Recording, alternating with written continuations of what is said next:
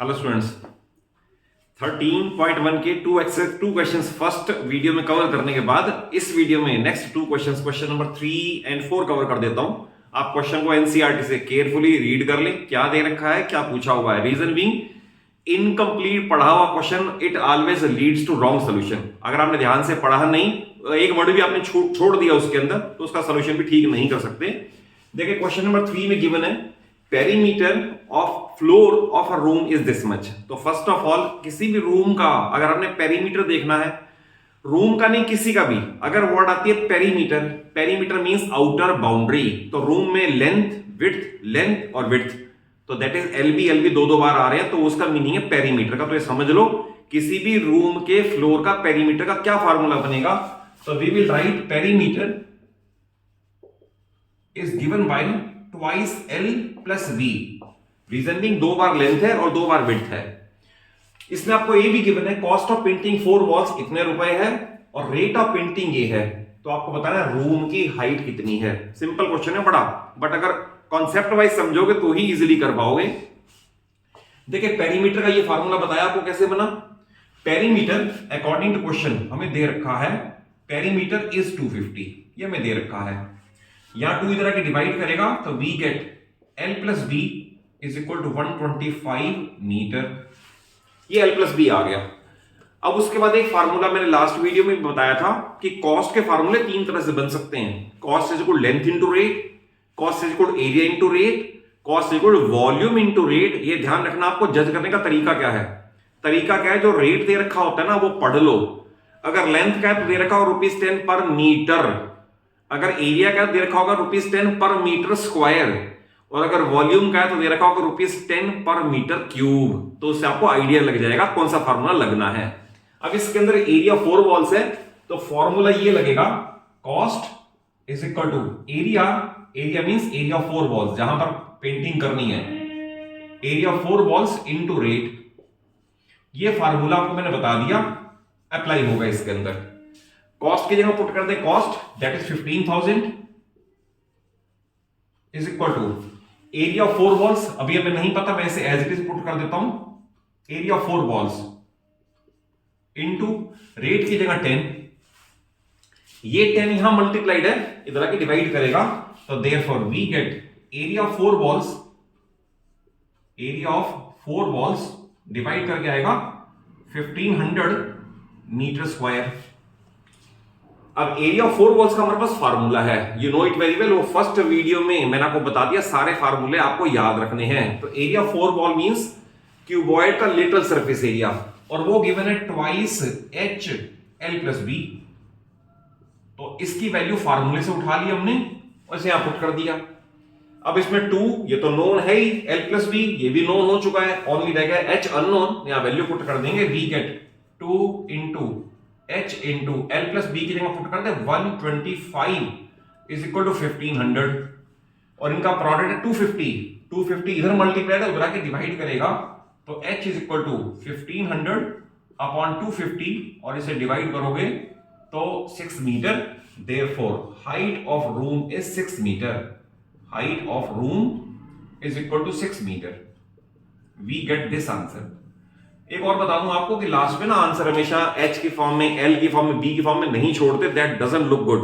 आप लैंग्वेज में ही आंसर छोड़ा करो कि हाइट ऑफ रूम पूछी हुई है, state in language, therefore height of room is 6 metre. तो इससे आपको 100% मार्क्स मिलेंगे, कहीं डिडक्ट नहीं होंगे। नेक्स्ट क्वेश्चन अगर आप एनसीईआरटी से पढ़ लें, उसमें गिवन है एक कंटेनर में पेंट है जो इतना एरिया कवर कर सकता है, पेंट कर सकता है इतना एरिया, मीटर स्क्वायर में दे रखा है, ध्यान रखना। और जो ब्रिक्स हैं जिनको पेंट करना है उनका डायमेंशन सब सेंटीमीटर में दे रखा है, 22.5, 10 एंड 7.5 सेंटीमीटर में दे रखे हैं। क्वेश्चन है कि ये पेंट कितनी ब्रिक्स को पेंट कर सकता है। तो आपको एक गोल्डन रूल बता दूं, जहां पर बहुत बच्चे गलती करते हैं, उससे आप गलती से अवॉइड करना, बचना।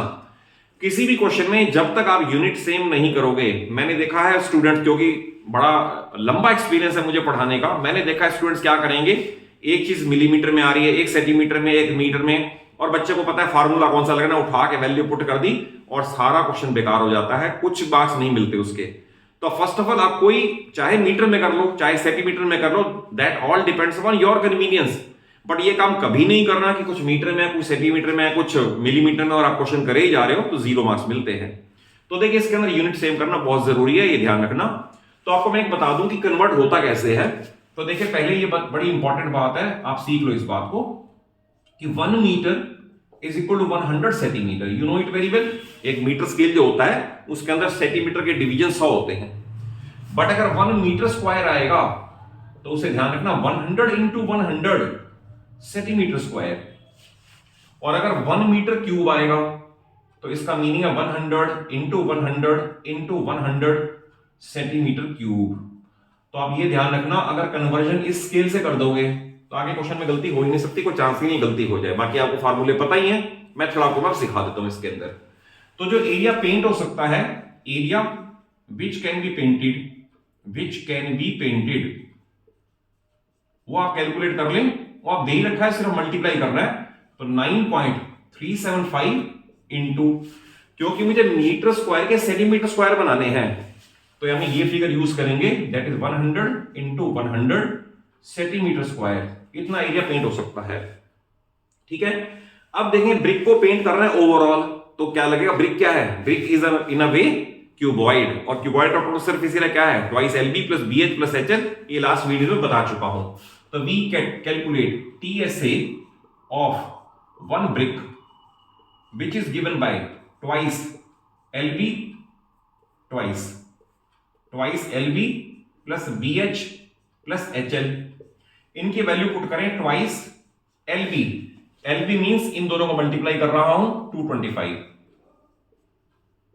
प्लस BH इन दोनों को मल्टीप्लाई कर रहा हूं 75 प्लस LH उसे कैलकुलेटर से कर दें सो दैट टाइम सेव हो जाएगा। तो 22.5 को मल्टीप्लाई करना है 7.5 से, इट इज 168.75। It is 168.75।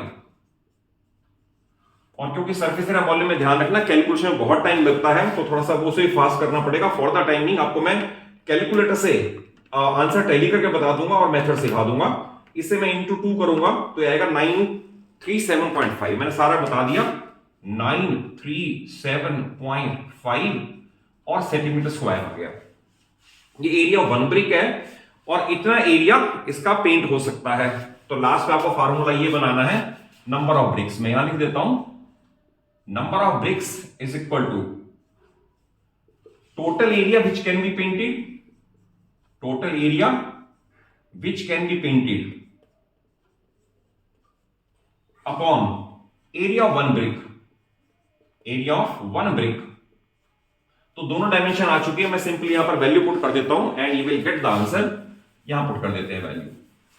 देखिए इसके अंदर जो टोटल एरिया पेंट हो सकता है वो आपको ये फिगर दे रखी है, और इस फिगर को भी मल्टीप्लाई करोगे, 2 जीरो डेसिमल को 2 प्लेस यहां शिफ्ट करेंगी और 2 और 0 डेसिमल को इधर शिफ्ट कर देंगी, तो इट विल बी 93750। मैंने डायरेक्ट कर दिया, 100 से मल्टीप्लाई करके 2 डेसिमल यहां शिफ्ट हो गया और 2 प्लेस और शिफ्ट हो गया, तो ये डायरेक्ट लिख दिया मैंने। अपॉन इसका है 937.5।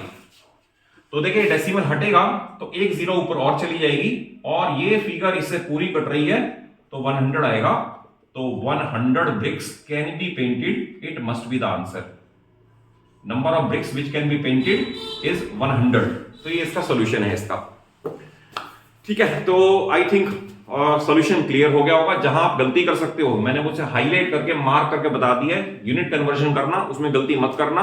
और बाकी इस क्वेश्चन में आपको एक फार्मूला मैंने बता दिया कि फ्लोर का पेरीमीटर कैसे निकलता है, ट्वाइस L प्लस B, ये याद रखना। तो ये क्वेश्चन दोनों आपको इजी लगेंगे। और आपको अगर ये क्वेश्चन अच्छे से समझ आए हो, थॉरली समझ आए हो, तो इसे जरूर एक अच्छा सा लाइक दे दो और अपने सभी फ्रेंड्स को शेयर कर दो और चैनल सलूजा क्लासेस को सब्सक्राइब करो, सो दैट सारी वीडियोस आपको आपके 9th और 10th के सिलेबस के अकॉर्डिंग सारी इसमें कवर हो जाए। Thank you for watching the video.